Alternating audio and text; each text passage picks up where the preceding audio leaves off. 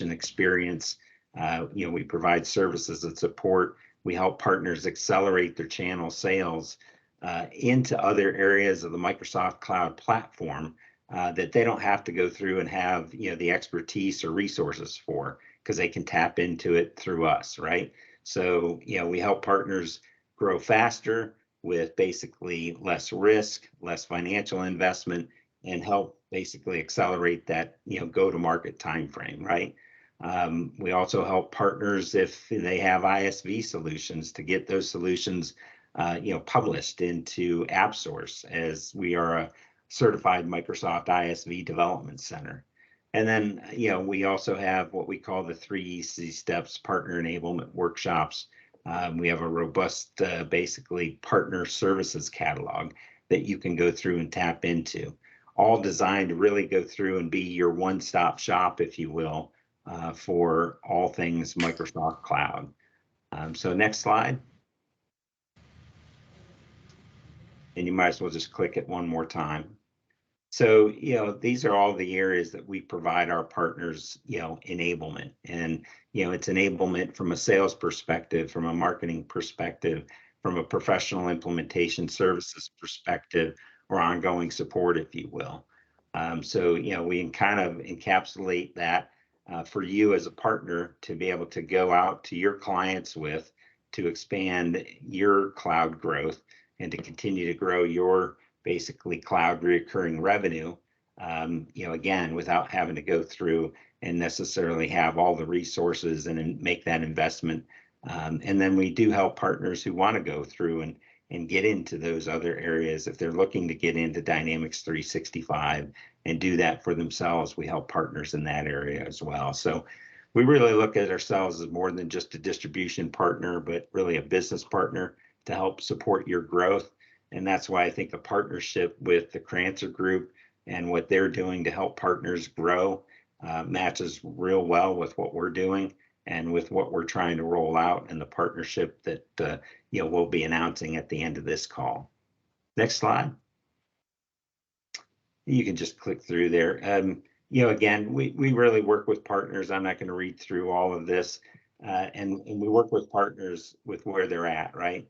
We have some partners that come in that are just getting into CSP, and basically, we help them build that whole practice.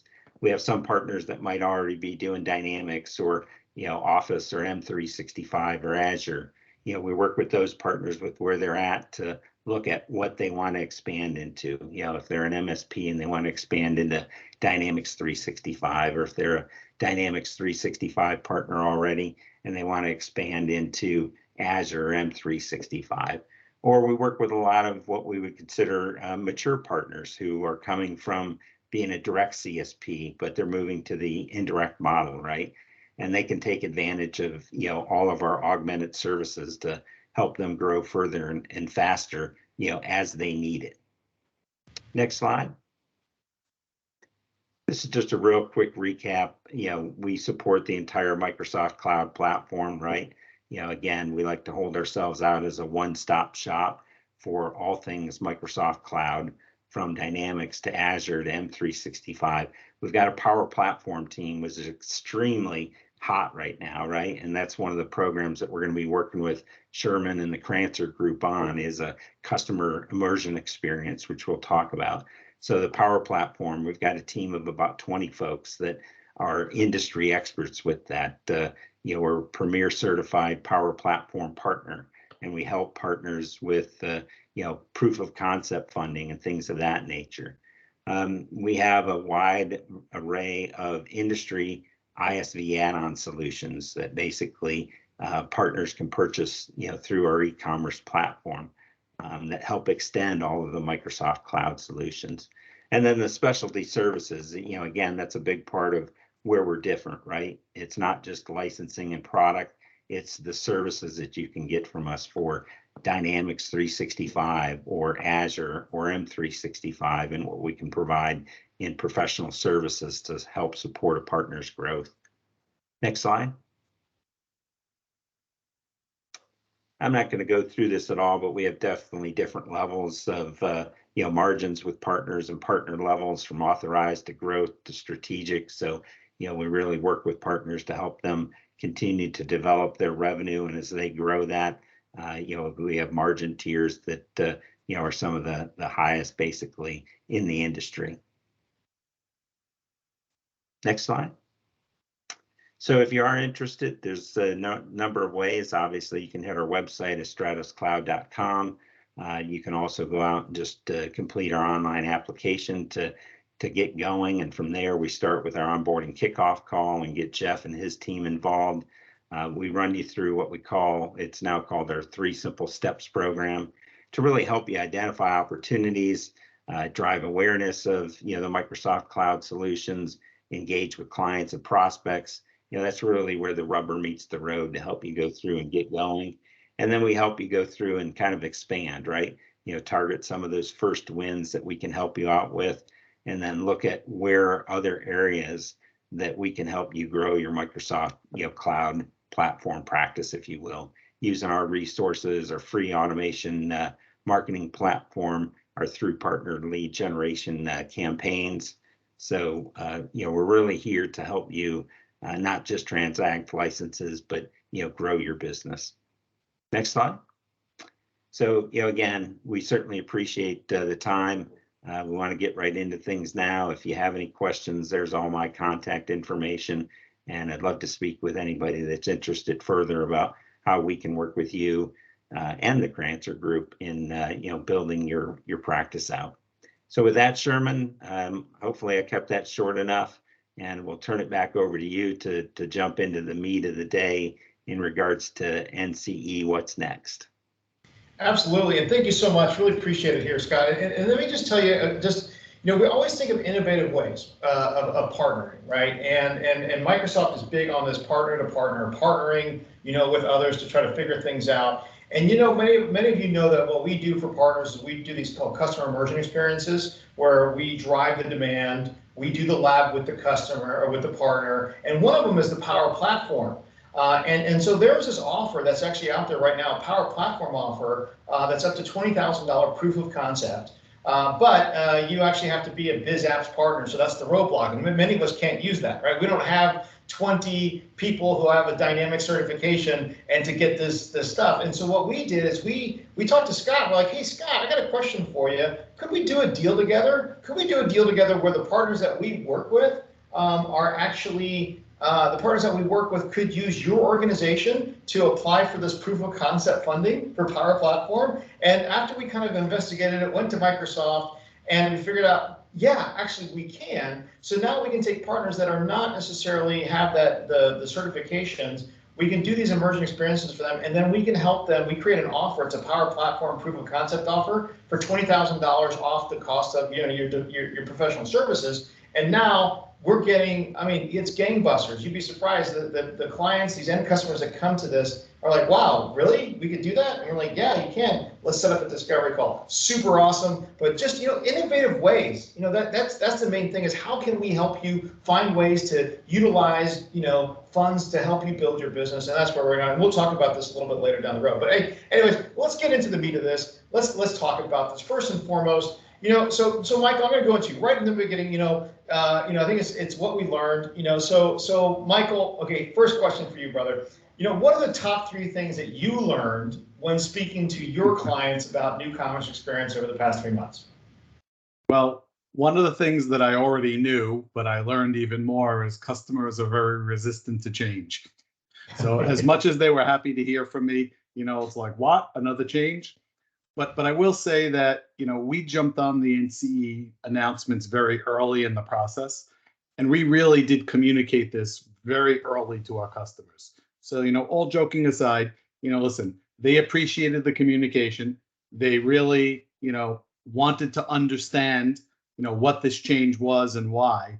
And it really led to a huge amount of upsell opportunities for us, which was surprising to me. So that those upsell opportunities were, many of those people that were sitting on potentially, E1 licenses just because they were, we moved them to business premium.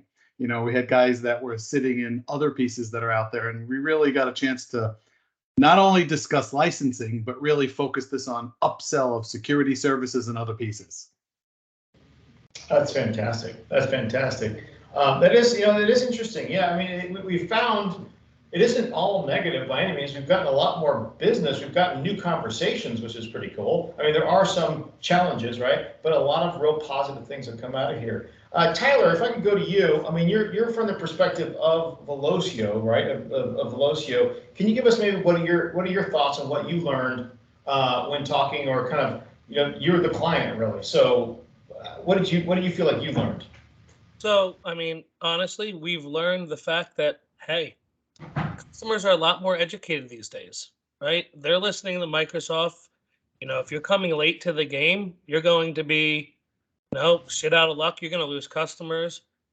It's a different day of having to be honest and having those hard conversations and not being scared to say no. Like, it's not possible. And Jeff, how about you? From the partner's perspective, you've been dealing with a lot of partners that are probably coming to you asking a lot of questions about this. What do you feel that you've learned, or maybe top 3 things that you felt were worth discussing here, or sharing with the group?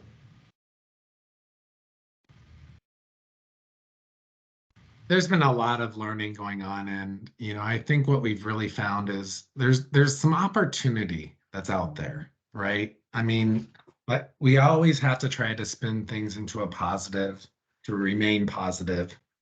And what we've identified is just a few opportunities for partners to really take advantage of some of these NCE possibilities. They may have their book of business working on rep renewals from the on-premise Dynamics ERP space, and they've been trying to take advantage of some other promotions that are out there. Maybe they've already migrated to Business Central, and now that they're on the platform, they have a chance. They have a chance to save some money.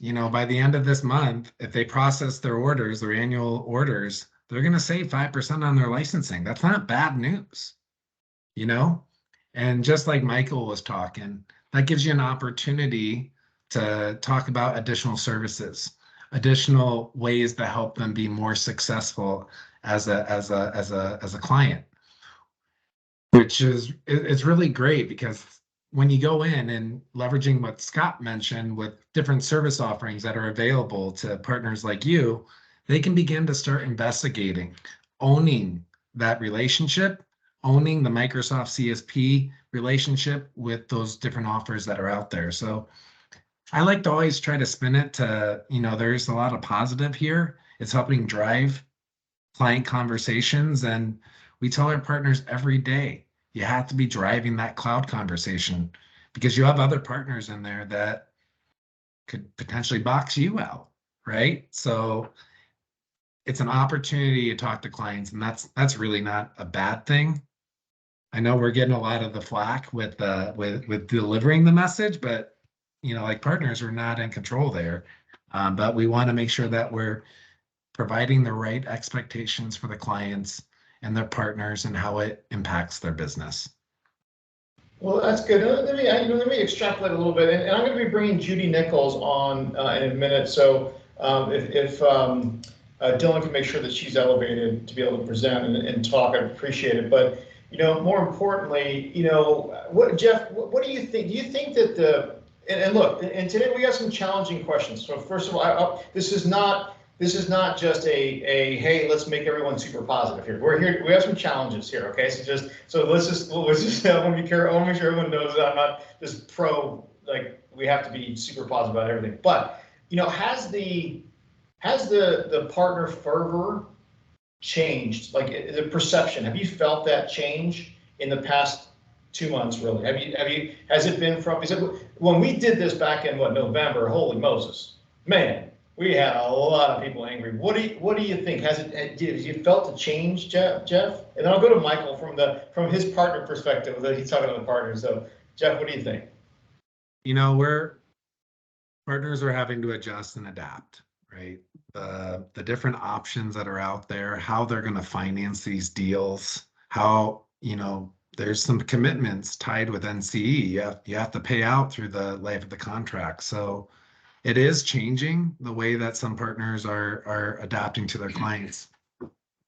We're running into problems, right? Microsoft makes it crazy easy to buy direct. and they're sitting there. The partner's providing the value, and what we're really harping on is the value that they're delivering to their clients, right? So how do you package your solutions in a way that they can pay for these solutions potentially up front, right? So the biggest thing that I'm experiencing with partners is just potentially how to finance some of those deals and providing them paths to get that financing to get those deals done. I think that's the biggest concern that I'm getting with partners, because with NCE, it does expose them to risk. You're on the hook for all those licenses and you can't downsize it. There's no credit for your downsizes. So that's just thinking about their profitability going forward. That's important. And then they're looking at all these different things. And I think the certification levels are starting to become more important for partners because of the back-end incentives that are available with many of these SKUs. Yeah, yeah. And Michael, what do you think? I mean, you're part of a lot of partner groups, you hear a lot of background chatter. I mean, I know this is a little bit off our script, but I'm just curious, from your point of view, Michael, what do you think? So I always say, if you just heard about the 3 letters NCE in January, February, and I ran into a lot of partners that did, shame on you. Because if we're doing business, if I've always said that if you're doing business with a Microsoft, and it could be a Google, it could be an HP, it could be, you got to drive deeper and you have to understand. And, you can only complain so much.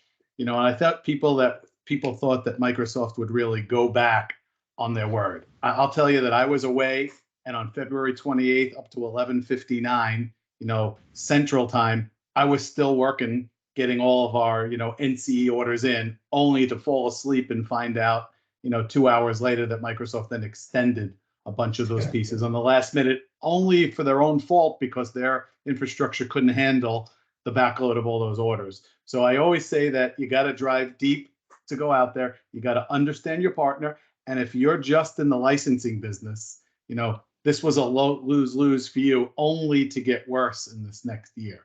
So there were a lot of people that jumped on board and, jumped off board and, went to Disty to go handle it. But, again, our complaining can only go so much. The machine, and it's not the first time in at least my 30-year IT or MSP type career that something we thought would be detrimental, the complainers complained to the last minute. The innovators went through and found a window of opportunity.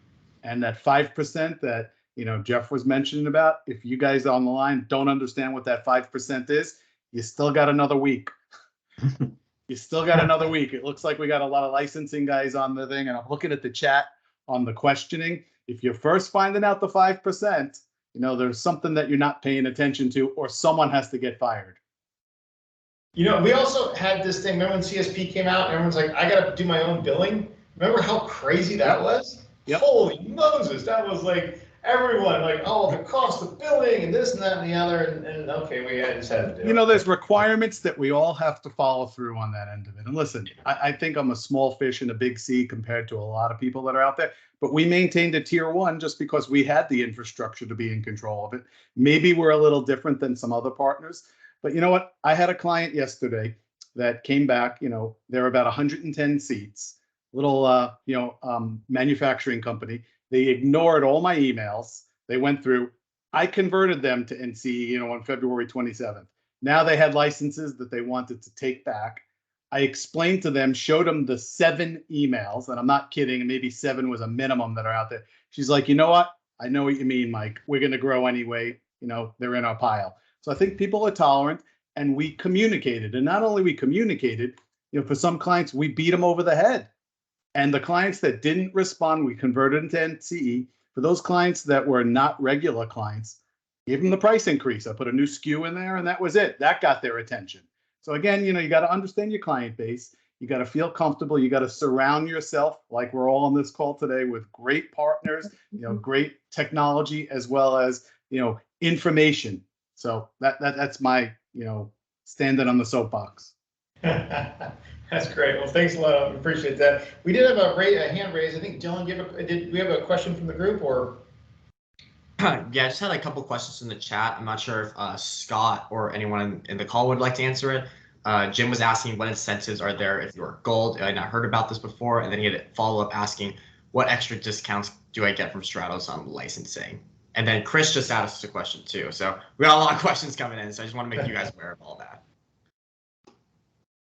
Well, So I yeah, don't, on the Stratos side, I mean, we provide discounts, on the licenses, of course, based upon the volume of revenue that you're doing with us. The incentives that you are eligible through for Microsoft, right, go directly to you. They're not running through us. You're still eligible for those as a gold partner, and there's different incentive programs, obviously, that are out there and eligible. So, you would get the discount from us on the licenses, depending upon the margin tier that you're with us, from authorized all the way up to strategic. And then you'd be able to benefit from getting the back end incentive from Microsoft as well. And we work with our partners to help, understand what incentives are out there, what ones they should be taking care of or taking advantage of. Jeff DiMaria, he's relentless with that, working with our partners to make sure that they're aware and promoting that partners should be going through and getting these and taking advantage of getting certifications in place so that they can take advantage and make additional margin on the back end, which can be significant. I think upwards of 15-20%. So you just have to know the programs, and that's what we help partners with. Let me bring in Judy Nichols. Judy, is Judy on right now? Good, Judy, can we bring her on here? I am. Hey, Judy, do you want to just quickly introducing yourself and your company real quick? Sure. So I'm the Director of Data Analytics and Collaboration at Dean Dorton. Okay, perfect. So Judy actually just sent me a question that I just was like, holy, it was more of a statement and a question at the same time. And we're actually, I want to bring her in here. I wanted her to describe this, and I wanted to see if anybody else is seeing this out in the market, because this needs to actually get to Microsoft. Judy, do you want to go ahead and just explain what happened and what you've seen and yeah. So one of the situations that we've run into, we've tried to be, as you guys have described, very proactive, reaching out to all of our customers, making sure they're aware of what's going on. And we've had a few customers that have said, we want to move all of our licensing over to you because you're the only one that's let us know what's going on. And one customer that we started working with gave them a quote to look at all their licenses. This was a huge license change for them. They then found out that their current partner that they were getting licenses through had already made their change and signed them up for NCE without ever telling them anything about it.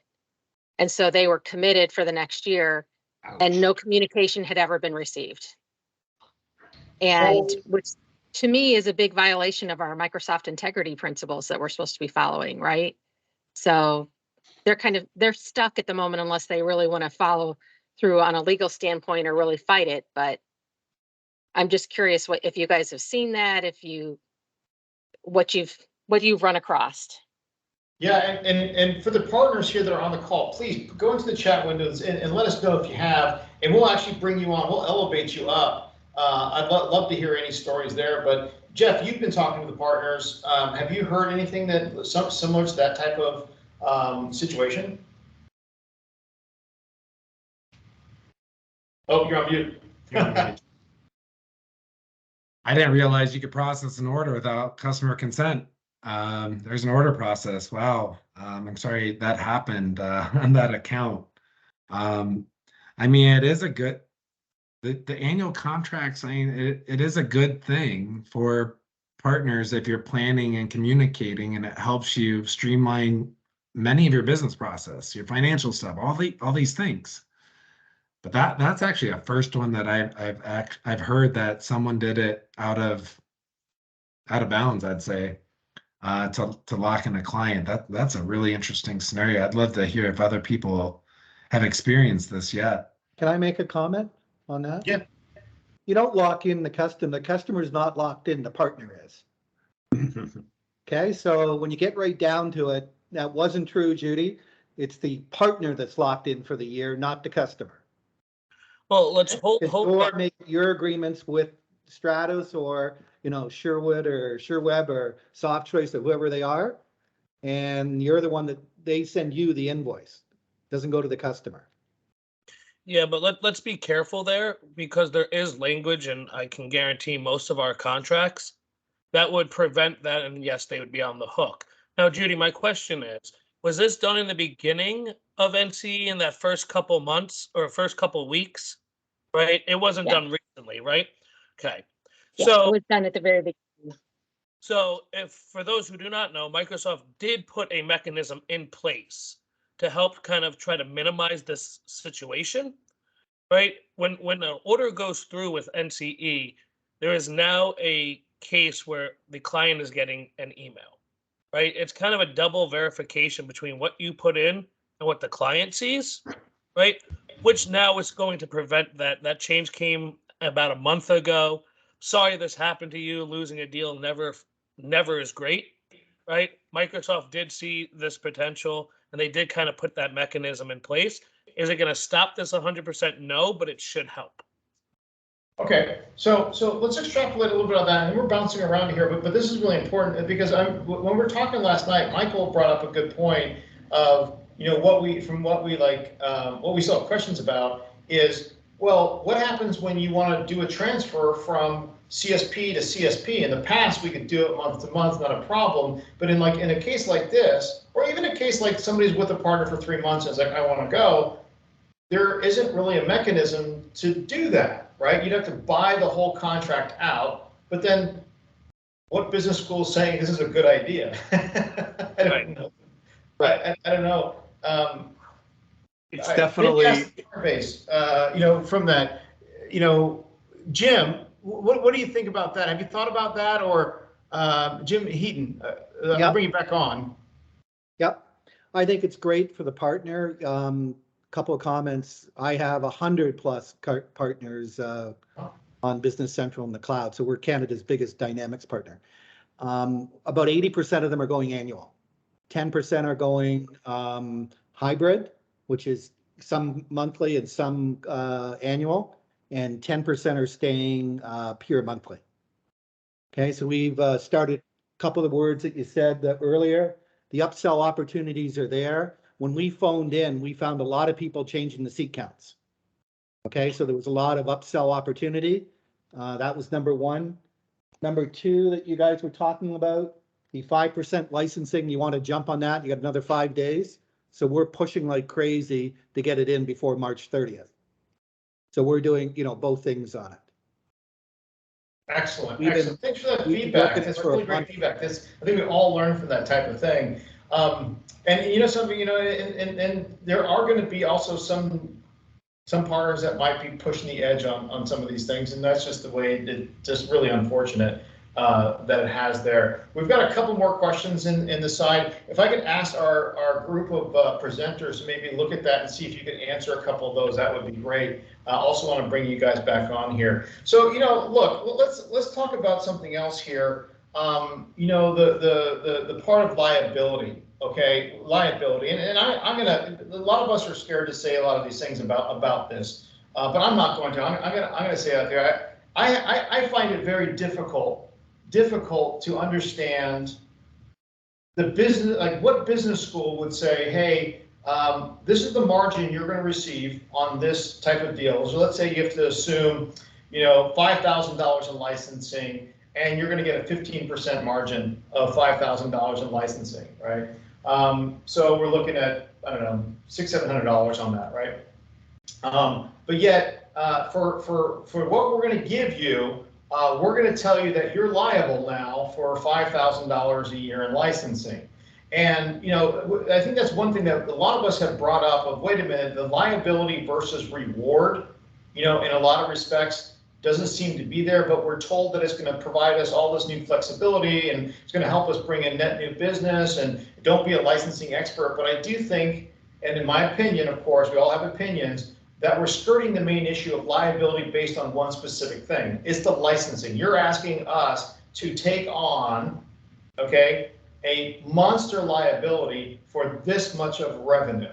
all right, this small, super small percentage, maybe it's 15, but it's really not 15% margin, because you get that 15% margin from a distie, and maybe you get something on the back end, but we do have to incur costs for billing and a lot of other things, administration. So really, what is our revenue? Maybe 10% if we really bring it down to our 7 or 8%, but yet you're asking us to be liable for 100% of the contract over a year or 3-year period. You know, I don't know what business school says that's a great idea. I don't know if you take that particular model, take it to any business school in the land, and they're going to say, yeah, that is a great plan. That is a great idea. Build your business based on that. Yeah, let's have monster liability. So I'm going to bring this up, okay, because I know it's a bit of firebrand. I told you guys we're having some good stuff, but we have some tough stuff that we want to talk about, okay? So I'm going to bring it to the group. Michael, I'm going to ask you first here. How are you justifying? What are you doing? How are you feeling about it? Is it, okay, I understand it and I take it with, you know, with the licensing, but I'm making so much more money as I'm doing all these extra things for them and I'm okay with that? How do you feel about it, Michael? What are your thoughts? So bundle, bundle, bundle. You know, if I had to sell $5 or $4, you know, a seat Microsoft licensing, you know, I'd be behind you in the parking lot, Sherman. I mean, bottom line is that, you know, we have other services that go out there that are always on top of it. It's the rare customer that just buys licensing from us. You know, that's me. Number two, you know, I do want to be, you know, most of our clients are under that 100, 150 seat range and even smaller. They rely on us on anything. You know, a big Texas 4-letter word hardware producer, you know, you go to their website now and everything under the sun could be purchased with a PC these days, and everything you can think of. So in reality, I don't want them to go to anywhere else. Or in the case of the larger company, you know, I don't want one of the big, you know, one of the big other 3 or 4-letter, you know, companies to go take that licensing deal and go out there and sell other things. So I always kind of say to my sales team that all roads in Microsoft lead to Azure, because that's like printing money. So if I have to sell them, you know, 50, you know, E1 licenses or P1 licenses that lead me up to other services that are out there, so be it. Because in reality, if I'm not doing it, someone else is. But I just don't sell Microsoft licenses alone. There's services on top of it. There's email security. There's, you know, anyone that looks up at the business premium bundle, oh my God, if you look at all the services that you can tack onto everything that's included in that, you know, so that's my philosophy. Other people think that it's easier to just send it out to Microsoft. But remember, if you tell them to go out to Microsoft, they're going to look elsewhere also. It's not just Microsoft itself. And if they end up with one of those other providers, you know, then I'm going to just lose them as a customer. Now, that is a great counter argument to what I'm talking about. Okay, I'm looking at it from one myopically looked area, but the counter argument is if you push it back to Microsoft, maybe they don't need you. Maybe they're going to find somebody else, and then you're going to lose the business altogether. So maybe part of the risk that you're assuming is the total cost of sale, which is attributed to every partner or to every customer. Remember, you know as well as once they dial the 1-800 and end up in one of the call centers, you know, if you're not a big partner that's up there and on the list, you know, I got a lead for one of my own customers just because he had a generalized question. Can you imagine if, you know, I wasn't one of the 3 partners that just because they had a question? So in reality, you know, I want to be on the top of their mind. You know, I want to go out there and talk to them about technology. I wanted to talk to them about NCE. And, you know, we've had other clients call us in some northern bigger cities where I'll say there was a company I never heard of reviewing their licensing, giving them below cost licensing, but the fine print said it was only 2 months because so he's given some of the 5% back, but in the end, he was hitting them up after 6 months. So in reality, you got to feel like you trust me to go out there. So those are the customers that I want that are in place. So again, I think it's all about relationship. Everyone's going to have their own reason. And if it's not worth the 7% to sell other things that are out there, you know, everyone has a different business model. Well, thank you, Michael. I think that's very intrepid. I'm going to go to Tyler on this. Tyler, what are your thoughts on the risk versus reward? You know, Yeah. And then Judy, I'd like to bring Judy back in, and then we'll go to Jeff. Yeah, so I mean, this risk versus reward conversation's been going on for a while. Look, if you're in the Microsoft space and you're only selling licensing, it's not going to work anymore. Okay. We know this, right? The service dollars are what, 7 to 1, 10 to 1 on most projects, right? The funny part is that the pro serve side of it, right? Those $250,000 projects, $50,000, $100,000 projects have more risk than they do for the licensing. You're more likely for them to pay the licensing and them to dispute the professional services, right? Which is a whole different conversation.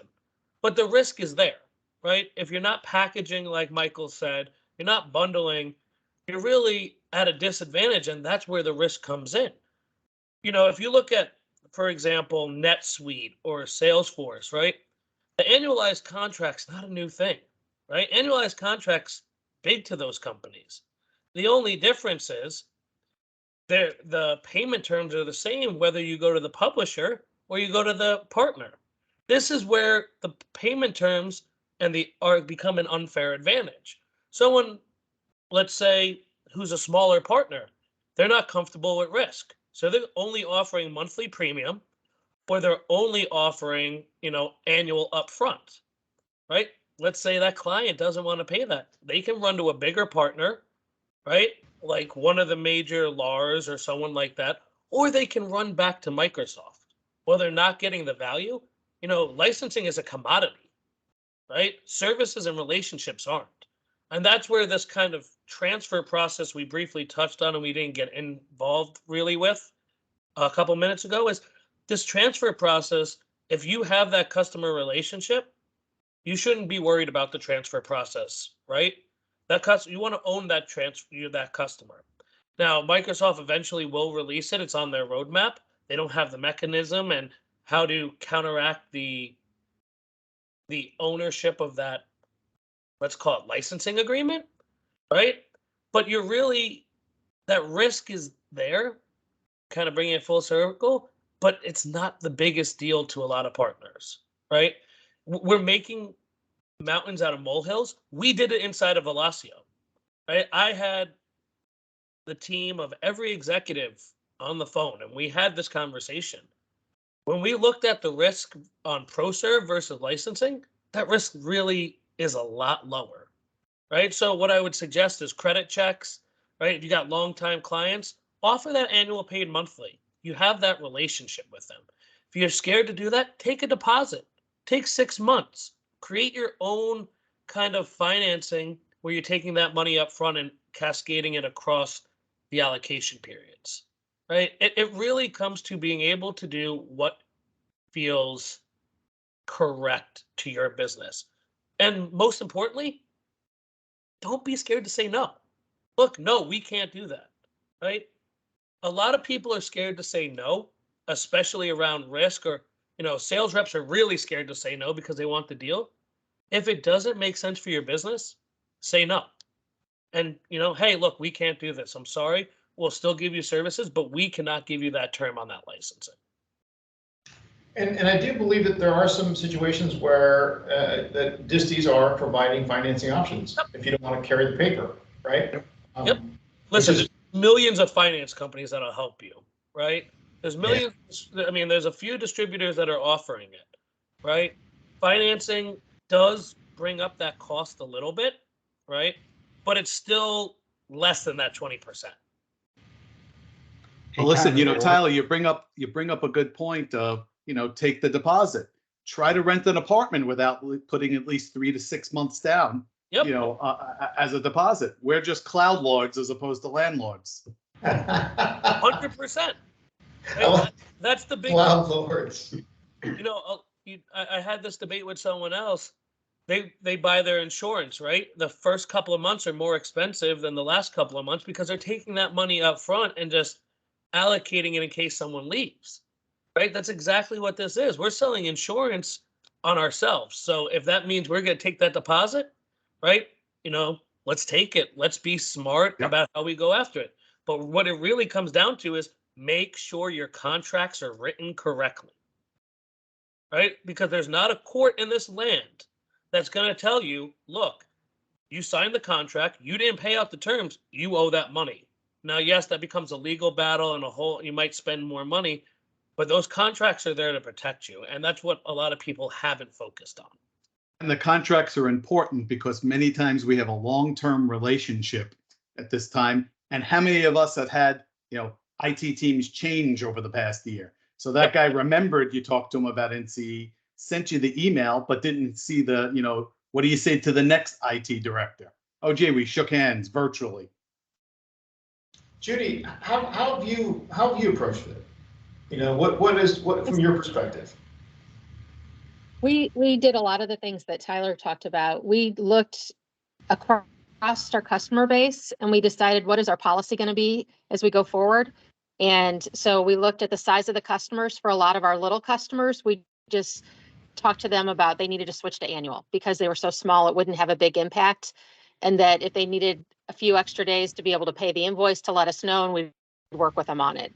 For our bigger customers that we knew it would have a huge impact, we decided at what size they could automatically be, especially if they'd been long-term customers, we would allow them to go to the annual paid monthly. And we talked to them about it and said, this is what we're going to do, but we need you to understand that you have this annual commitment and you will be held to that, and put it in writing to them so that they knew it, again, to make sure we had the legal coverage for it. And we've updated all of our contracts so that it now clearly states that when you buy a license, you have an annual commitment no matter how it's paid. And just kind of took all those appropriate steps and put it in place. All of our customers have been great about it. Anybody who had a little heartburn worked with us and we figured out how to make it work for them. I love that. That is fantastic. On top of this, okay, so I love all this learning that we're here. One question I do have, and I think this is natural next one, is NCE making you consider changing your licensing model to push licensing back to Microsoft? I think we just learned that the good partners here are like figuring out a way, but I'm wondering, Jeff, are you hearing many folks doing that? And then on the attendees, I would love to hear from you guys. Just say yes, no, not really. I'd like to see what you guys think. But Jeff, what are your thoughts? From you work with a lot of partners. Based on how they can purchase these licenses and secure them, right? There's some choices that need to be made. If you're dealing with a client that requires monthly payments, they don't have that kind of money to pay up front for some of these annual SKUs, it's causing them to think about their business. I mean, it's almost bringing those not so well-funded companies really thinking about their considerations, and then it's really interesting on how that all works. So we've had a couple deals blow up. They're like, the client can't afford X amount of dollars today. We can't lock in. We do want to take advantage of these discounts that are available, but we can't do it. Instead of paying all that up front, the client's actually considering going straight back to Microsoft, which should be frightening for anyone who is selling this stuff, everyone on this call, because it's interesting. Microsoft is making it easy to do this. So I think we've learned a lot here. Last question I want to get into is that we're coming towards the top of the hour, which is crazy. This thing just flew by today. We just went off of off the reservation with this. And it really comes down to contractual agreements. Tyler, if you don't mind, I bring you in on this one. How are you advising or talking about contractual agreements? Because this is now really front and center. Have they changed? Is there any advice that you could give, to the group here, the community, about maybe how they would approach contractually, with their customers and licensing? Yeah, so I mean, I look at this from a direct and an indirect side, right? If you're a direct partner, make sure you understand the contract between Microsoft and yourself, and then the contract from yourself to your client. Indirect partners, right? You need to look at the contract from your indirect distributor to you, and then you to your customers as well, right? You need to look one up and one down. So what we've been saying, and what we put in place in our e-commerce system, is really messaging that says, hey, you're buying an annual SKU, or you're buying a monthly SKU, you're buying a 3-year SKU, right? This means that if you're buying that annual SKU, you are responsible for that annual contract. There's no out clause. There's no proration for canceling. You now have 7 days to cancel it. If not, you're going to pay it. What we did is we even slimmed that down further. We said you have 5 days, right? And the reason was not because we wouldn't let them out in 7 days. The reason was to make sure our support teams had enough time to do it, right? So look, your contract doesn't have to match Microsoft. Even when we had a 72-hour window, we had a 36-hour window in our contract, right? But it's really not because you want to have it. It's because if you don't have contracts and you don't have that legal language, you're on the hook, right? Without the customer being on the hook. And what business sense, right, does that even make? Right? You need to pass down that liability down the ladder. So what I advise client or partners to do, what I advise Velocity to do, is very simple. Hey, you buy this from us. Here is the term. Here is the way that the out clause might work. But if there is no out clause, then we don't have an out clause. Upsizes are prorated off of this, right? And then if you decide to leave us, you have to make that decision 30 days before the end of the contract and pay out the remainder of that contract. That way, no matter what happens, you're covered on the upsize, the downsize, you're covered on the cancellation as long as it's in the 5 days. Right now, we're not worried about transfers, right? Because transfers aren't in the marketplace yet. Obviously, transfers will be handled a little bit different when that is kind of in place by Microsoft. But make sure your contracts are really clear, really concise, and people make sure that they have, and it shows a level of respect if a client is buying from you with that contract. You could not have said it better. Thank you so much for that advice. And first and foremost, I want to say thank you everybody here for all the speakers that have come today, given their special time. This has really been fantastic, and I know we typically have 15 questions and we go down on this, but it just this was a lot more organic today. I liked it. I really did. We got a couple things that we want to do, and then we'll bring Scott back on, and then Dylan, we want to put those last 2 slides up. But before I go into it, next month's, we do this once a month, every last Friday of the month. So just look on LinkedIn or look for our invites. We send a lot of invites out, and I'm sorry if we're bothering you. I apologize. But next month is the evolution of the partner channel. That's what our topic is. It's going to be next month, the evolution of the Microsoft Partner Network, right? We're going to be talking about all the things that are changing, the doing away with silver and gold competencies, the scoring model. Holy Moses, things are changing, and we're going to actually talk a lot more about that. Sincerely, a lot more about that. So if Dylan, if you could take the registration code off the PowerPoint slide and put it in the chat window, I'd really appreciate it. And then we're going to go and post it on LinkedIn. So if you look for our LinkedIn connection event, you can get it there. We'll have all of our information. But it's evolving the Microsoft Partner Network. We're hoping to get some really big speakers from Microsoft to talk about this with us. But thank you so much. Scott, can we just talk a little bit about our initiative together? Because it's a real opportunity for us to utilize their relationship with Microsoft and do some events together for a very nominal amount of money. Scott, are you on? Yeah, I'm like I said, our partnership, I think, works well from what the Crancer group is doing and working with partners and trying to help them grow, their business basically, and what Stratos Cloud Alliance is doing from an indirect CSP provider perspective.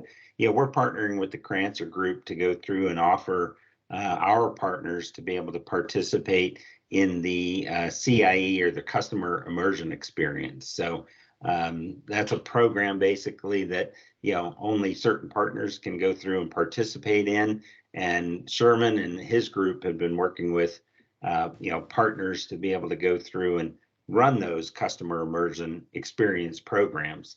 Well, we're partnering with Sherman and the Crancer group to be able to run those customer immersion experience programs for Power Platform through us. So Stratos Cloud Alliance is basically authorized for partners to be able to submit for their immersion funding for partners on their behalf.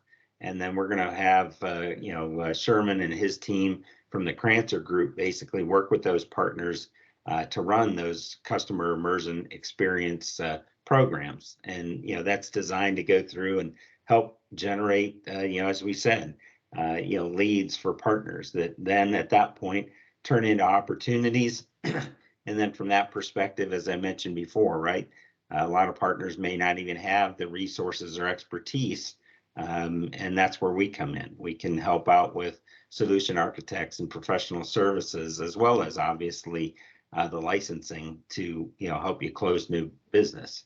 And, we're doing this through a joint venture with, the Crancer group and their expertise, Stratos Cloud Alliance, and, our resources and what we bring to the table, and Microsoft programs that are available. And, that's really all at no cost to our Stratos Cloud Alliance partners. So, we're really excited about that. That's the type of partnerships that we want with our partners, is to help them, get into programs that can help them grow, right? So, this partnership is one of many that we have, and we're certainly looking forward to going through and rolling that out over the next, several months with Sherman and his group. And this is really just the formal announcement of it today. And Scott, just to reiterate, what we do, it's a factory. Every immersion experience we put on for partners, we get about 32 registrations, we get about 15 attendees, and we drive on average about 3 net new opportunities, Power Platform type of opportunities every session. Now, we currently do over 80 sessions a month right now for partners across the United States. We've grown from 1 partner 2 years ago to 22 partners today, and we're looking to expand. We've grown from 1 person to, we just hired our 12th full-time employee. It's a factory here, and we want to be able to do it for anybody who's part of Stratos. So just give me a call, send me an email, send Scott an email if you're interested. Happy to talk to you. And you know us, we're the least pressure people in the world. You want to work, you want to do something, you want to pour gasoline on the fire, call us. If you don't, that's fine. Just be part of our group here. Just keep coming back, keep providing good stuff. We're here to learn from each other. We're here to not commercialize this because, hey, but we're here to learn from each other, So last thing I'm going to say, we're going to land this plane right on time. Thanks everybody for coming today. Thank you very much. Look out for our invitations for next month. We're going to start hitting it pretty hard with getting people to this one. Thank you so much again. And I'll give you one last thing. If you guys ever need any advice when it comes to Microsoft partner programs, incentives, or just advice on looking to grow, looking to set up your marketing or sales, once again, reach out to me. I never turn down a discovery type of call. We never sell in any of our calls. We are just here to help first and foremost. That's what it is. We build relationships by giving, not by taking, by giving. Last thing I put you on here, dreamers are the ones that talk about what they're going to do, and leaders are the ones that do what they talk about. So ask yourself the question every single day, are you a leader or are you a dreamer? With that being said, thank you so much from the Crancer Group. Have a great day. Talk to you later. Goodbye. Thanks, everybody. Thanks.